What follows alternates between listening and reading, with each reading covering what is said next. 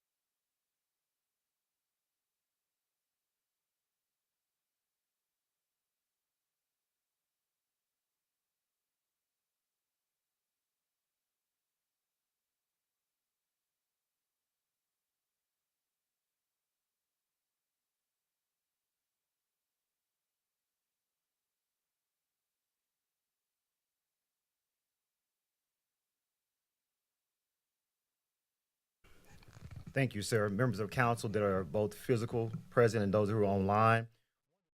Was with you this afternoon to talk about our capital budgeting process and hopefully show some information to you with our financial advisors who is First Tryon. But before I get started with that, what I wanted to do was kind of provide hopefully some clarity for anyone who may be confused about the county's financial position as it relates to the county's financial strength. And as a part of that, I wanted to just point out that what you have on your screen is what's currently available on the county's website. So if anyone in the community who is interested in information concerning the county's financial position, the county does a good job of both communicating its budgetary processes as well as its financial records. So what you have right now under our financial department is this tab that says ACFR reports. That stands for Annual Comprehensive Financial Reporting. That reporting is done by a combination of internal employees and outside auditors. And what you will find on this particular web page are the reports going all the way back from 2002 to 2022. And what I wanted to point out, members of council, is that the county has been consistently recognized for its excellence in financial reporting and budgeting year after year.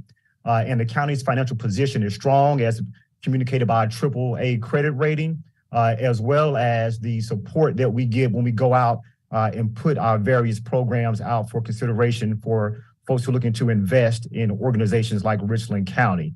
And I think that's important because it may be an opportunity for individuals just to be aware that anytime you want to look at a financial audited report that contains our budgeted expenditures as well as our actual expenditures and audited financials, you can do that today. Any member of Richland County's community can do that, whether physically present on your laptop, webpage, whatever you want to use to access this. So I just wanted to point that out in case individuals were looking at that information, because I know there's been some misinformation shared about the county's financial position. So I want to clear that up because of the county's good job, we now can actually have a process where we look at how we can leverage the dollars that we have available to us to deal with capital projects.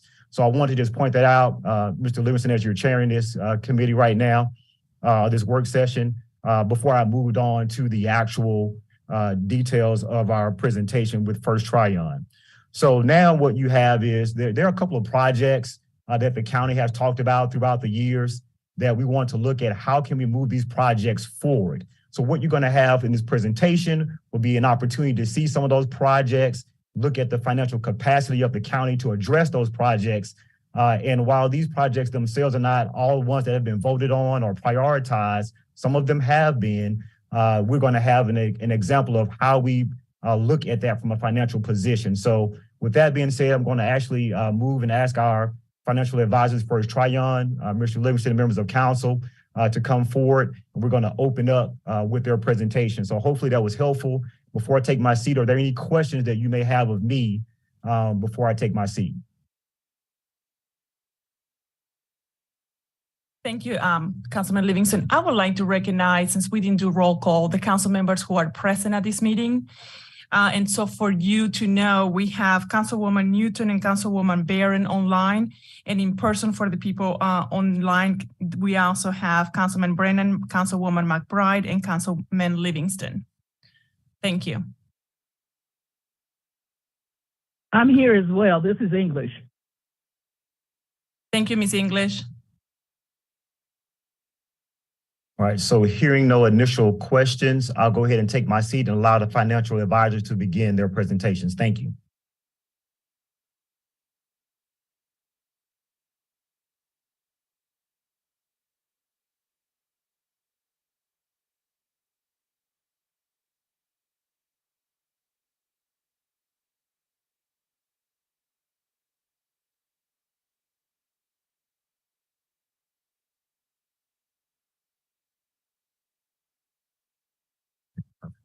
All right. Great. Good afternoon, everybody. Thanks very much for having us here today. My name is David Cheatwood. I've got my colleague Chazo Habliston here with me. We work at First Trine Advisors. We have served as the county's financial advisor for 5 or 6 years now, presented in front of county council a number of times over the years. As Mr. Brown led in, my job here today is to talk through the financial impact of funding some of the proposed projects that y'all are considering over the next several years. Again, this is really just for illustrative purposes here and to show you some examples of what the impact could be. We also have a live model that we can pull up at the end of this to respond to certain scenarios or what if questions you all may have regarding the timing of the projects, the amount of the projects, and what the impact is. And so I wanted to start out, though, just setting the stage of the county's outstanding debt, where you all sit as of the end of the prior fiscal year, so June 30th, 2022 in this case. At that point in time, the county had approximately $295 million of debt outstanding. That consisted of general obligation bonds, hospitality tax revenue bonds, installment purchase revenue bonds, an assessment revenue bond, and utility revenue bonds. We have small type, I'm sure, for those sitting in the audience. If you can see it on your screen, though, we've broken that down between those different categories, and you'll see the bulk of it is in the form of general obligation bonds, and then you've got a single series of hospitality tax bonds, installment purchase revenue bonds, utility revenue bonds, and assessment revenue bonds. Focusing on just the debt outstanding that you all levy a debt service millage for. And so debt service millage, to be clear, is separate than the county's operating millage. This is a separate millage that is levied solely to pay the debt service on general obligation bonds. In those general obligation bonds, you have about $115 million outstanding. That is less than the $195 million you'll see outstanding on the prior tab when we were looking at the county's total debt. That's because of the general obligation bond series. Back in 2021, you issued general obligation bonds that were also secured by your transportation penny, your sales tax. So you have about $73 million outstanding on those. Those are secured by and primarily and paid from the penny sales tax for transportation. You also have a fire district bond that is technically a GO bond, but it's serviced by a separate millage levied in the fire district. So focusing on that $115 million of general obligation bonds for which you all levy 10 debt service mills, the value of a mill in the county is approximately $1.78 million. If we assume a 98% collection rate, the county generates about $17.4 million in annual revenues to service the debt on its outstanding general obligation bonds. And to be clear, with general obligation bonds, those are secured by the full faith, credit, and taxing power of the county. And again, you're using that debt service millage revenue to repay this debt. If you look at the chart in the table below, or the chart on the page below, you will see that the 10 debt service mills is the orange line. That's what collects about $17.4 million in revenue. Assuming an average annual growth rate of 2%, we have that upward sloping line. If you continued to levy 10 debt service mills, the bars below the line are your current annual debt service payments on that $115 million of general obligation bond debt. And what you'll notice there in the current year, 2023, the revenues match the debt service, which is how it's designed. You're supposed to levy debt service millage to pay debt service on general obligation bonds. And so those match up. And what you'll find going forward, beginning in 2024, is if you continue to levy 10 debt service mills, you all have a good bit of capacity to layer on additional general obligation bond debt and not have an additional an increase in your debt service millage levy. And we'll start to turn on some projects and show you how much you can do under your existing 10 mil levy. Mr. Chair. Recognized. Thank you. This is Shakise Newton, and I happen to have the handout packet in front of me, but as I am seeing the screen on Zoom, what it is showing is essentially the introductory slide of the material, but it's not advancing to show the pages that they're referring to. So maybe it's a technical issue on my end, but if others are seeing that as well, it means that the public isn't able to see these charts. So if we could make it match for the remote audience, I think that would be great. Thank you. To make that.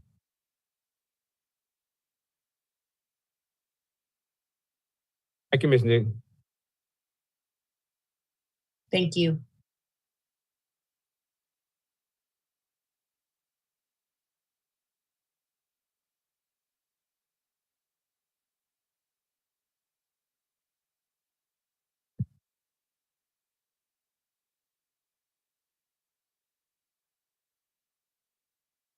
I didn't mean to stop the show. Are we trying to get it lined up though? I think that's important.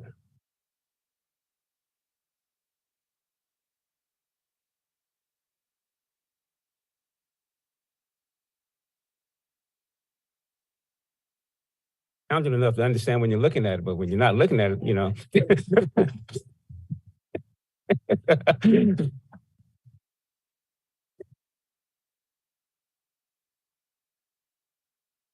That's it. Thank you. Glad you recognize. Ms. McBride? Yes, ma'am. Thank you. Okay, in general planning, so if in 2023, all the years following that, we have we can increase our debt and wouldn't have higher payments. Is that what you're saying? You can increase you have capacity to issue additional debt to fund some of these projects and not increase the debt service millage levy above 10 mils that you currently levy. Okay. Yes, and we'll start to turn on some of these projects and show you where that pinch point is, how much you can issue before it would require an additional debt service millage levy. And we'll do that in just a couple of slides. I'm good. Thank you. Great. So that is the revenue available. And you all as a council have the ability to increase or decrease your debt service millage to whatever level is necessary. The one limitation that you do have, and all entities in South Carolina have, and I'm flipping my slide here, is what's called the constitutional 8% debt limit. So under the South Carolina State Constitution, counties and cities, they can issue general obligation bond debt without voter approval in an amount that does not exceed 8% of your assessed value. And so you all have a good, a healthy amount of 8% debt limit is what we call it there, based on your fiscal year 2022 assessed valuation of about 1.8 billion. Your constitutional debt limit, your 8% debt limit, is $145 million. So as of March 1st, as of earlier this month, March 1st, 2023, the county has 63 million out. Yeah, it didn't flip again. Mm-hmm. I don't know why. Try that again.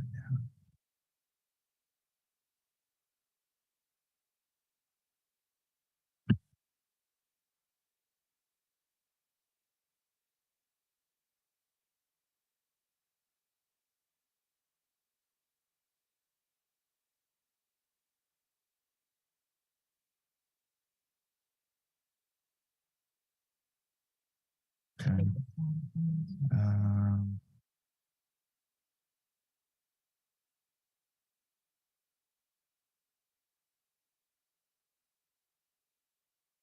Sure.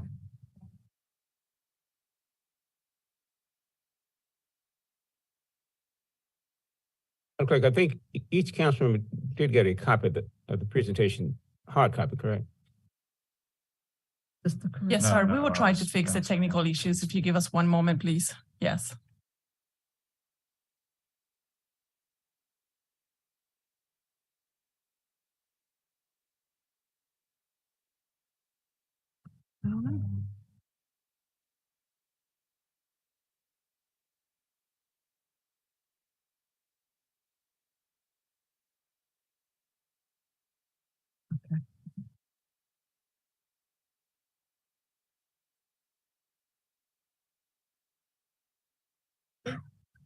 That page, the 8% debt limit page.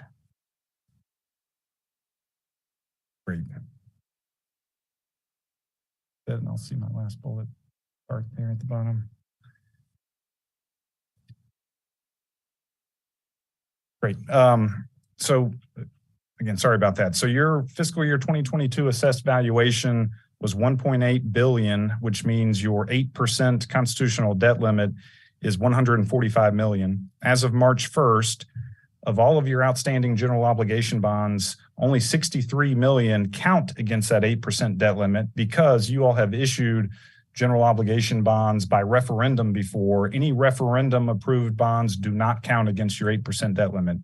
So you have 63 million outstanding that do count against it, which means your current 8% debt limit is $82 million. So the county can issue $82 million of additional general obligation bonds without voter approval.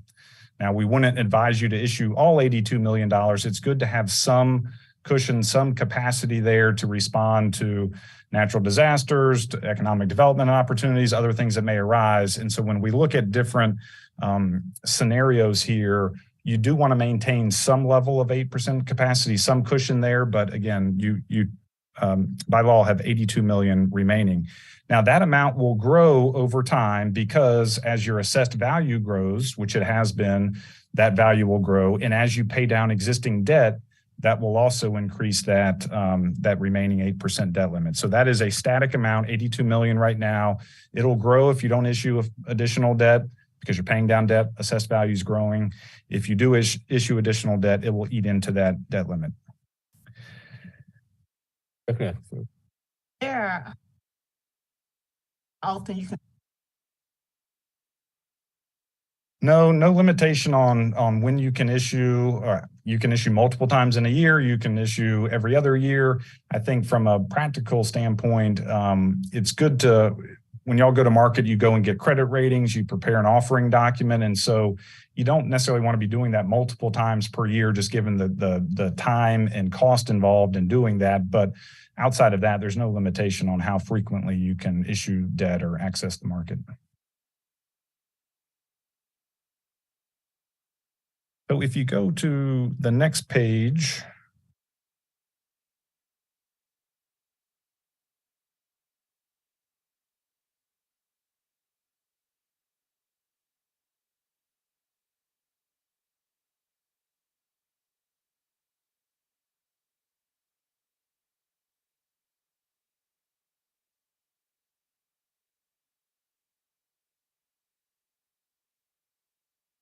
so in a lot of numbers on this page, this is a numerical representation of the graph we saw previously, and this is a snapshot of the model that we'll pull up here.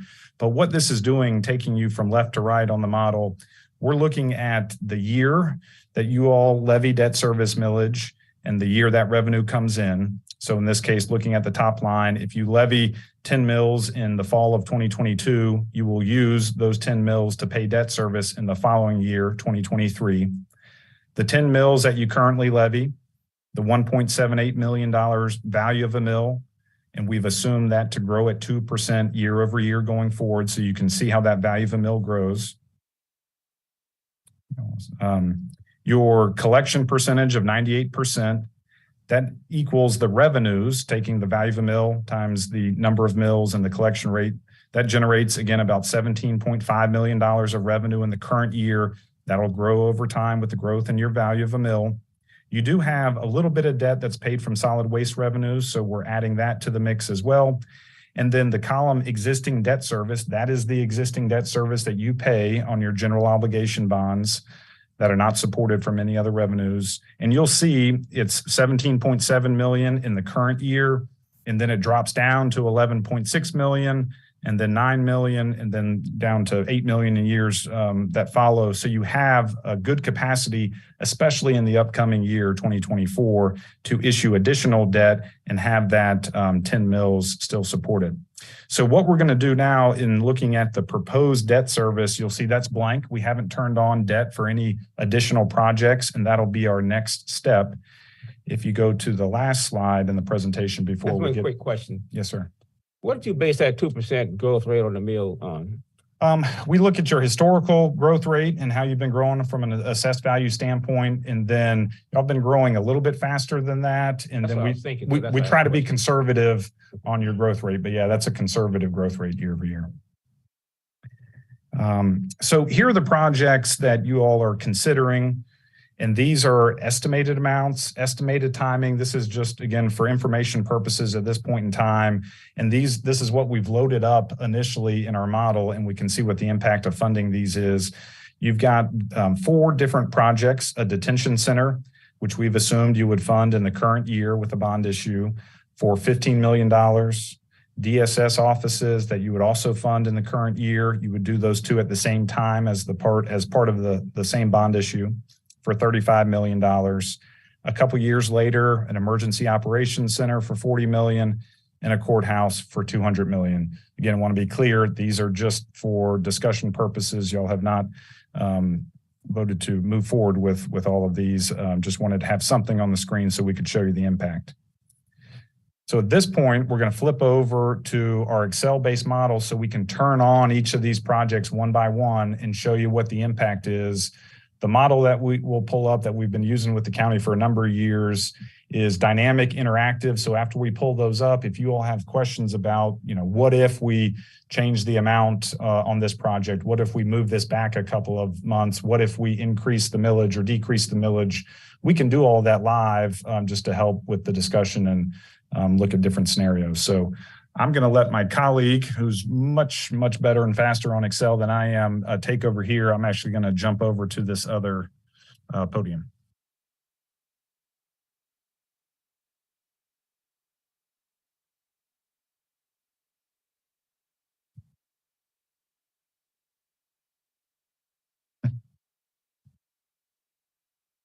Great. And Chesa, yeah, we've got that blown up a little bit here. This is what you saw on that screenshot on the last page. We have 4 different projects. Right now, they are all turned off. They're in gray. Those are the same 4 projects, the same 4 amounts, and the same 4 dates that we have in there. So the first 2, and we would turn these on in tandem for illustrative purposes here. We would turn on a DSS building for $35 million in a detention center for $15 million. Again, both of these issued under that 8% debt limit that I talked about here. If we scroll over to the right, while we can dig into all the numbers, to us, the graphs, and we'll blow this up a little bit, Chesa, the graphs really tell the story here. So what you're looking at in the top graph is that same orange line revenue. That is 10 mils. We have not increased your debt service millage. 10 mils each and every year, growing at 2% in terms of your value of a mill. The blue bars are the existing debt service that we went through on your outstanding general obligation bonds. And what has been turned on now is in gray. Those are those 2 projects. That's the $50 million that is turned on that would be issued in 2023. You would start repayment of that in 2024. So that's when you see that gray bar stack on top in 2024. And what you'll find is that the orange line matches the total debt service in 2024 and 2025. So, and on top of that, you've got some additional capacity that's being generated in 2026 for future projects as well. So the punchline of turning these first 2 projects on is that you all can fund $50 million with your current 10 mil debt service levy, and you've got ample revenues to do that. The other thing that we're tracking, again, we're tracking your millage impact, and we're tracking your 8% constitutional debt limit. What you're looking at on the bottom chart in the blue, that is your existing debt that counts against your debt limit. And then the orange is the new debt that is layered on. And so what we're looking to ensure is that the two components are lower than your total 8% debt limit. And so you'll see that the white bars are your remaining capacity. And so if you went and issued this debt today, you would still have about $35 million of 8% capacity should you need it this year, next year, or whenever. So we are not using 100% of your capacity with this. We're only using a portion of it. So by turning these two projects on, you can fund those two, no increase in your debt service millage levy, and you can issue that under your 8% debt limit and still have some capacity going forward. I want to pause there before I turn other things on, but yes, ma'am.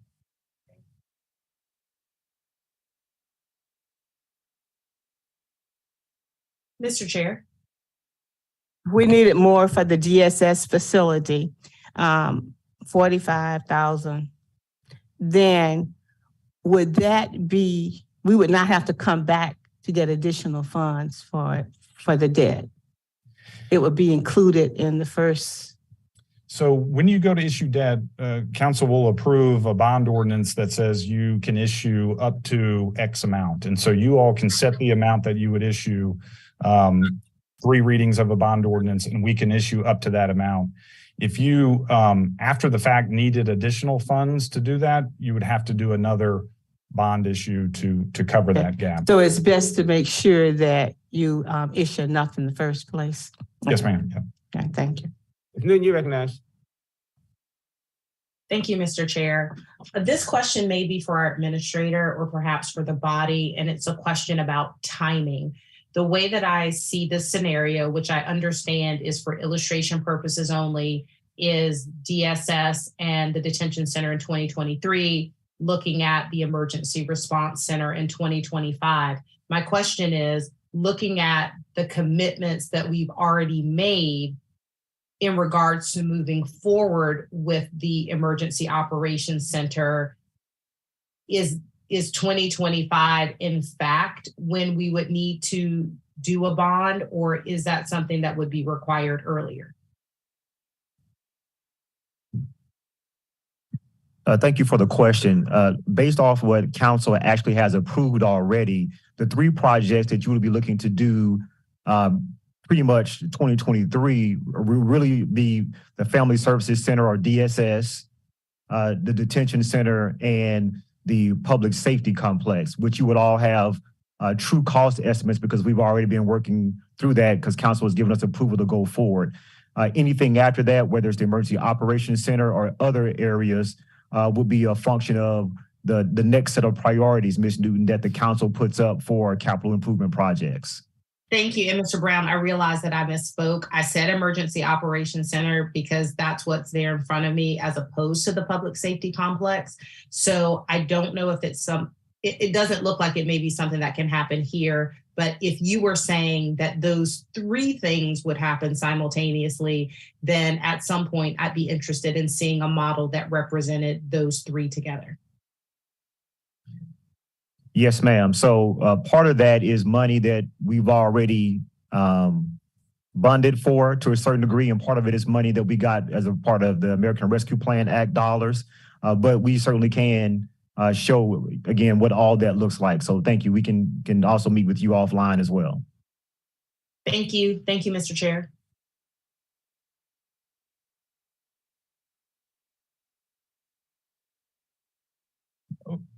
Great. No other questions. To take this a step further, so we will continue to keep the DSS and detention center borrowings turned on. So the next step would be looking at the emergency operations center, $40 million. You would issue that debt in 2025 under this scenario, and therefore start repaying that debt in 2026. For, again, illustrative purposes now, we have that being issued as a general obligation bond under your 8% debt limit. We are looking to repay that, or our assumption on a repayment term, which I failed to mention for the other 2 series, but we are looking at 20-year borrowings on the DSS and the Emergency Operations Center. Similarly, we're looking at a 20-year repayment term on this. at a 5% interest rate. That's above where you would be today. But again, since we're looking at something in the future, we want to be conservative. So we have a 5% interest rate built in there.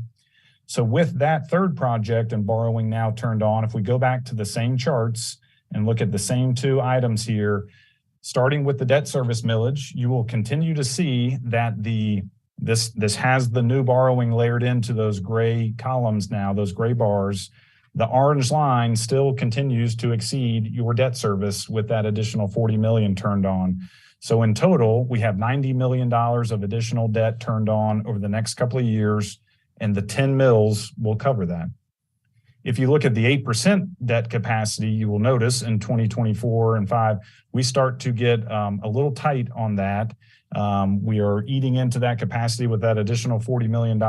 And so you still have some cushion, but that cushion, Chazza, if you look at the white bar, is approximately, $8.5 million.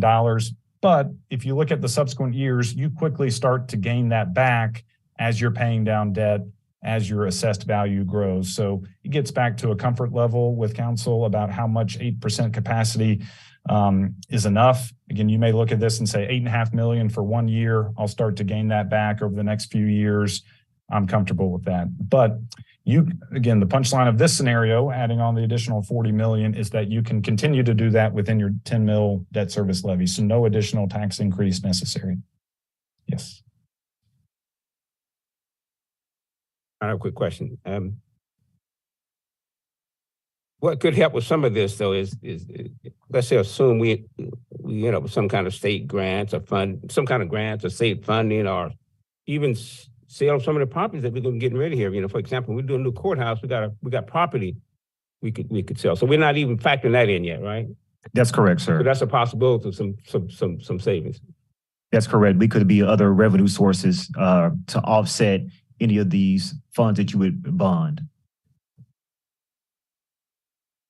Clarification. Follow up, Mr. Brown, to the 911 center. So we have not included them. Are you saying we have adequate monies for the 911? Have included, the council approved a reimbursement resolution in the bond process already for that. Yes, last year. That's right.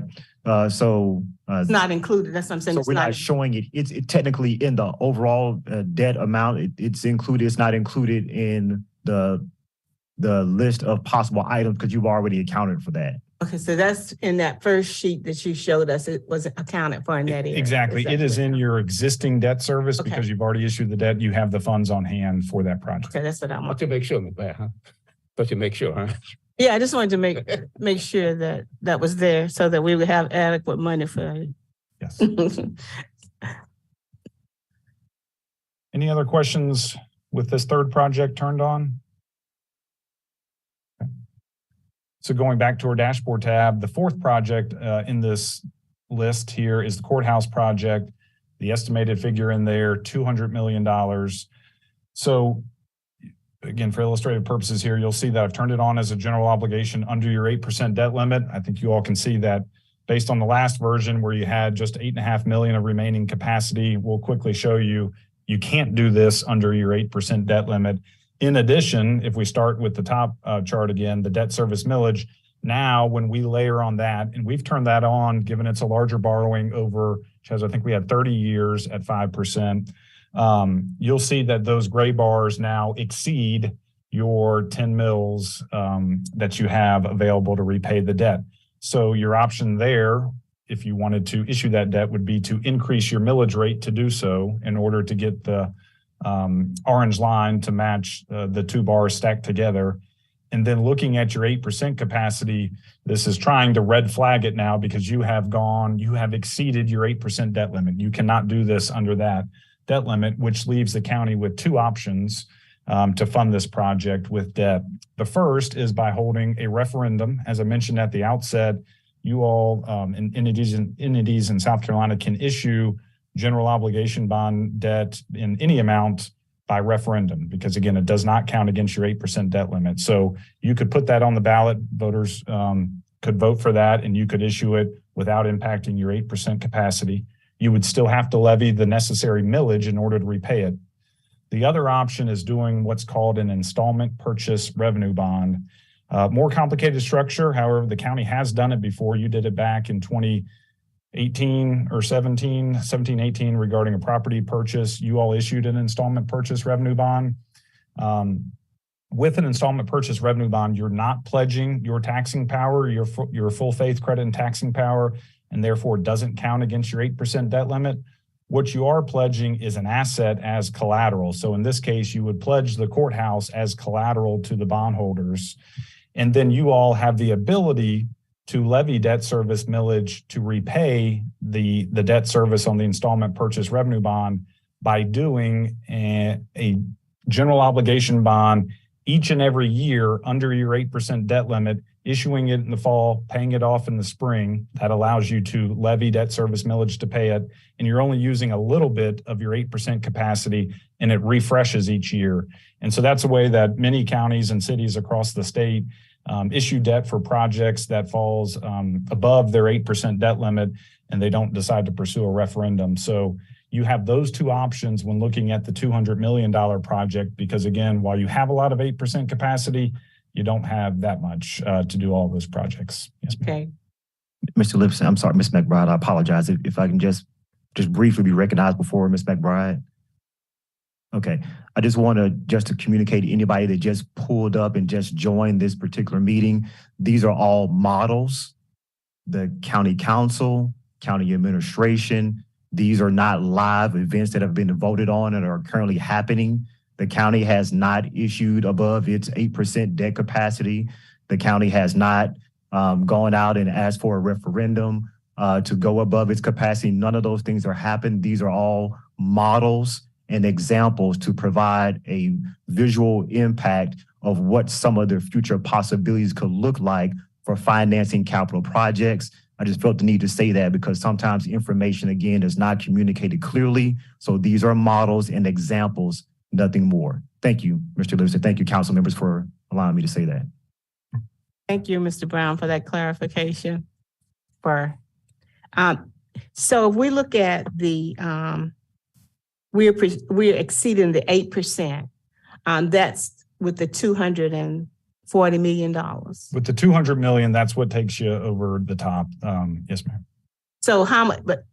So we're not including the 40 million. The 40 million is already baked in. So if we scroll back over to the left, we are turning each of these on in turn. So right now we have all of the debt turned on. Okay. So how much have we exceeded? By about 110 million, I think is the amount. Yeah. Okay. I'm sorry, 190 million, because we only had 8.5 million of capacity under the prior scenario. So the way to, again, fix that, if we scroll back over and to get the fact that you're blowing through the 8% debt limit, which again, you can't do. So that was just for illustrative purposes.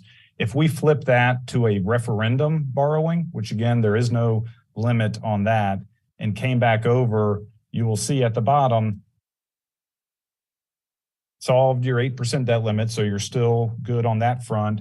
It did not change the top picture because again, those are separate issues in terms of the revenues that you all have to generate to pay the debt service. So you still would need to generate additional revenues in the form of a higher debt service millage to cover the additional 200 million, but you can solve the 8% debt limit with either a referendum or an installment purchase revenue bond. Thank you. Questions? And at that point, that was what we wanted to show you. And we can, show you within this model how much additional debt service, how many additional debt service mills you would have to levy in order to cover that additional 200 million if you wanted to go there. Okay. So the way we would do that within our model is to look out to the right, and we have these inputs in here, and we can really just track. So see if you can get just the millage rate and still the chart on, which is a little bit easier to see. Yeah. And so since our debt service would begin in 2026 calendar year, that would need to be increased again in the fall of 2025 so that the revenues were realized in 2026. And so we would need an additional, Chaz, I'm not sure if you've already calculated this, but additional 5 or 6 mills Bear with me a second. It takes a second for that chart I mean, to, 26, I'm sorry. I mean, 2000. In the fall of 2025, the millage would go up so that you receive the revenue in, say, January of 26 to pay that debt service coming due in 2026. Chazzo, sometimes when you scroll over, go to a different tab and come back, it'll populate. There you go. Those are charts. So with a 6 mil increase in the fall of your 2025 tax bill, which again we use to pay debt service in 2026, that would be enough to cover the additional $200 million that you would issue. And you'll see that it gives you a little bit of capacity in future years as other projects arise. If they don't, you can decrease the debt service millage later on. But out of the gate, you would need approximately 6 mils, additional mills to cover that. Once you do that 6 mils in 26 or 25, whenever you do it, you don't have to raise it for the rest of the time. It'll stay at that level, right? That's right. It would stay at that level.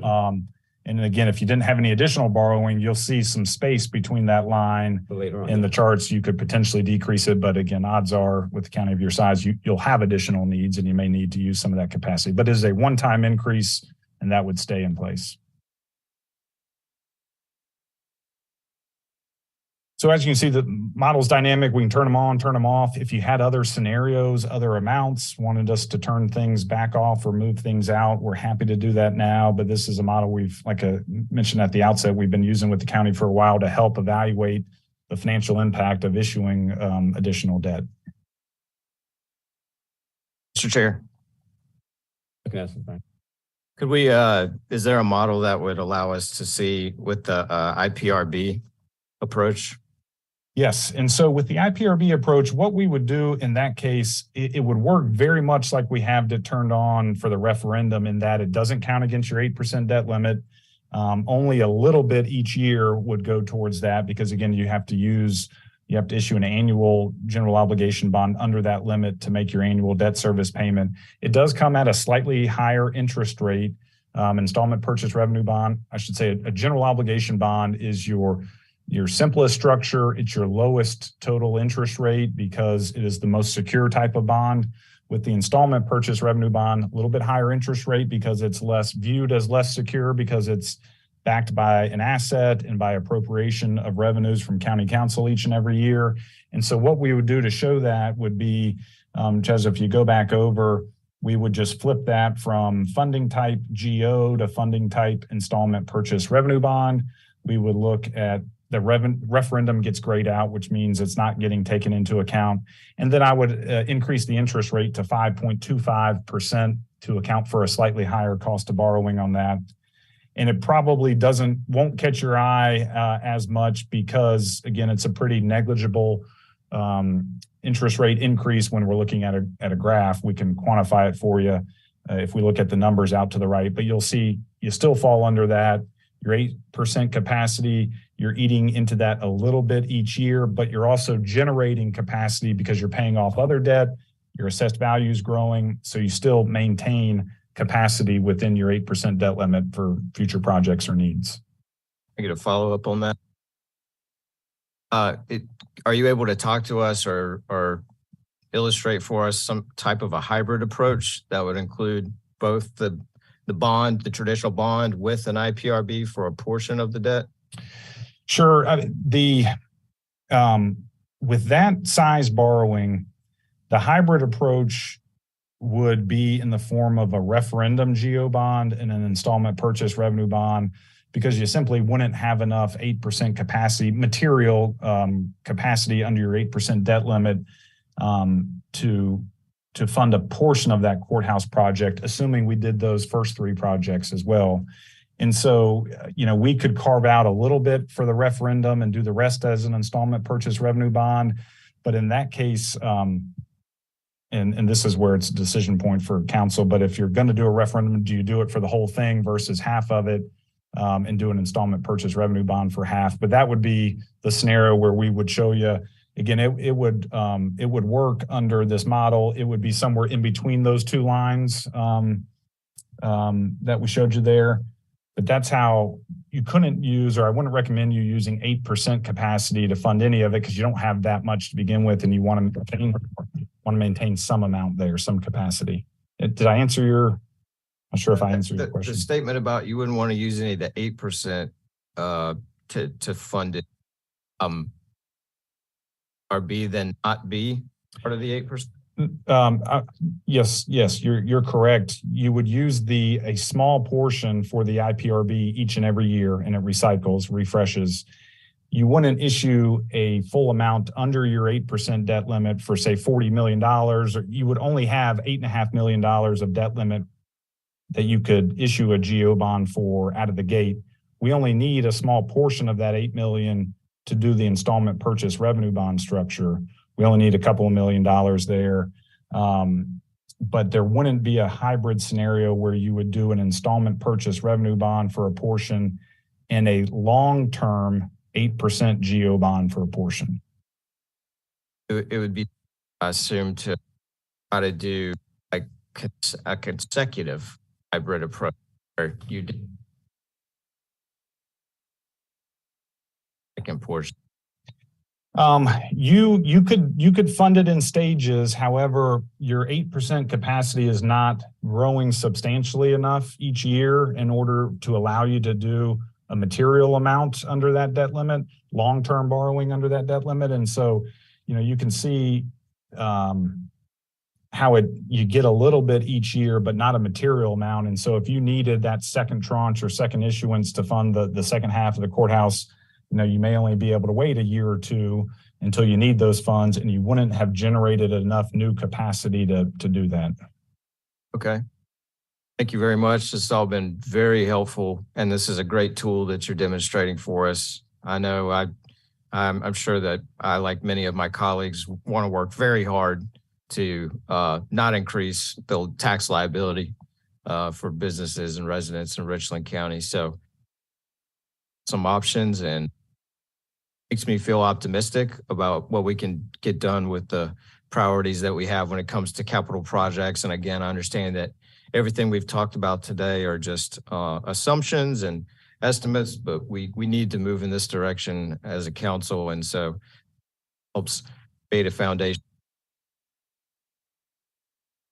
Great, thank you. One last point I'd make, and maybe to echo Mr. Brown's comments at the outset, the county has the highest credit rating possible, AAA credit rating on its general obligation bonds. We keep an eye on, the debt issued as a factor into that credit rating. And so we're keeping an eye on your credit rating in conjunction with the borrowings to make sure we're still meeting certain ratios, as the goal is to maintain your AAA credit rating. And so that's something just want to let you know we're focused on that as well. I think it's important for us to look at other options when it comes to our capital projects too, as I mentioned earlier, in our funding at properties that we have.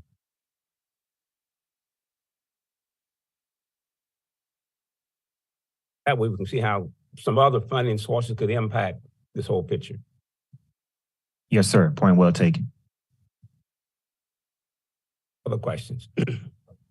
Here, real quick, because it's such a big number, can you give us any information about where you came up with the $200 million on the courthouse? Sure. Good question. So the previous county that I worked in, they're about half the size of Richland County, and their courthouse project was $175 million. And so when you take into account the level and the size of our courthouse, the growth of the future, because ideally when you build this courthouse, you wanted to build it so that you're not coming back in another 10 years looking to build another one. So the idea is that it's with the current increase in cost that we know it has happened, with the future growth that we want to build for, you really want this to be a project that'll last decades, but with expansion built into it so that you're not having an issue of an outdated facility within a couple of decades. So that's where it came from, sir. Just a courthouse recently approved as 2022. So of course that's a different part of the state. of the country. But again, I think there are a lot of similarities in terms of building courthouses that may apply. Thank you.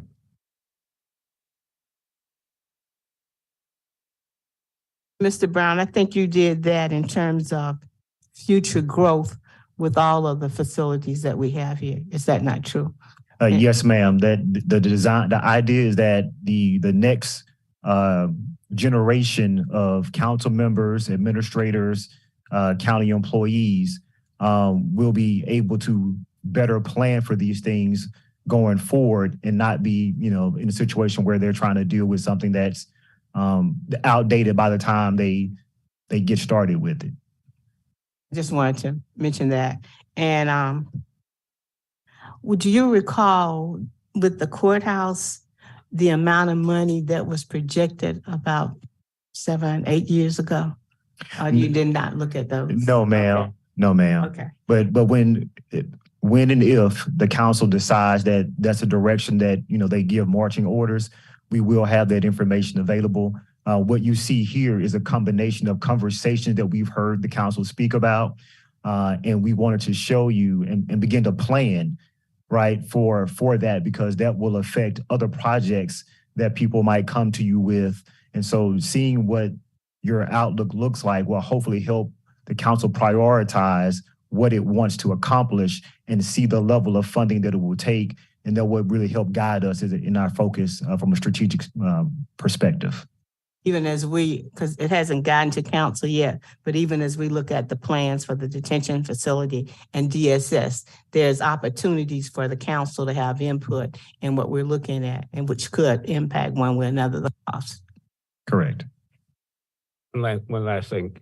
So, also, Mr. Brown, I'm talking about when I'm talking about looking at other possible ways we can get funding. I'm even talking about, for example, you might have you got like solicitor public, you got different offices and so forth that might fit in this particular location of if we got a new courthouse, and then we can do stuff with the facility that they have. That's figure out how to utilize all of that to make the big picture work. Yes, sir. And your point is well taken. The ideal here was to show you if you couldn't count on anything and you wanted to move forward, what would it take for you to do so? And the assumption is that every penny that we can get from any place else to help us, we're going to try to do that. But we still want to show you what you can control and what it would take for your consideration. Questions? Others online, any other questions? Staff, any other questions? No, sir, Mr. Chair. Just again, First Tryon, appreciate them in this particular model. Hopefully it's been very helpful. And this is something that we'll look at going forward as you're making your decisions. They'll be more than willing to come back, more than willing to address once the council decides any financial commitments that it wants to make, Mr. Chair. Yes, Mr. Extreme. Questions, comments? Hello. The next item on our agenda is adjournment. I'll entertain a motion for adjournment. I'll move, Mr. Chair. Second. Move up with second for adjournment, and you can call the roll for the motion to adjourn. Sure. Brenham, Yes. McBride, Yes. Livingston, Barron, Newton, Yes. English, Yes. motion approved. This is Barron. Yes. Thank you. Motion Thank you. approved. Means adjourned. Thank